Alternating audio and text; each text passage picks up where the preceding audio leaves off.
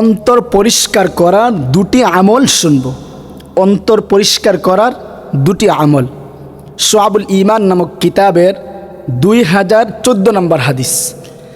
আন ইবনে ওমর রাদিয়াল্লাহু আনহুমা قال হযরত ইবনে ওমর রাদিয়াল্লাহু আনহুমা থেকে বর্ণিত, তিনি বলেন قال রাসূলুল্লাহ সাল্লাল্লাহু আলাইহি ওয়াসাল্লাম, আল্লাহর রাসূল বলেছেন, ইন্না হাযিহিল কুলুবা তাসদাউ কামা ইয়াসদাউল হাদিদু ইযা আসাবাহুল মা, নিশ্চয় এই অন্তরসমূহে মরিচিকা পড়ে, জং ধরে, যেমনইভাবে লোহার মধ্যে পানি লাগলে লোহায় জং ধরে মরিচিকা পড়ে।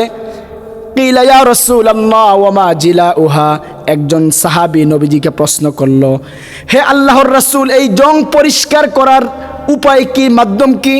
তো নবীজি ওই সাহাবীকে দুটি আমলের কথা বলে দিয়েছেন। রাসূল বলেন, কাসরাতু যিকরিল মাউত, এক নাম্বার হলো বেশি বেশি করে মৌতের কথা স্মরণ করা। দুই নাম্বার হলো ওয়াতিলাওয়াতুল কুরআন, বেশি বেশি করে কুরআন তেলাওয়াত করা।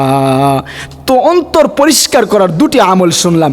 এক নাম্বার বেশি বেশি করে মৌতের কথা স্মরণ করা, দুই নাম্বার বেশি বেশি করে কুরআন তেলাওয়াত করা। আল্লাহ রাব্বুল আলামিন আমাদেরকে তৌফিক দান করুন।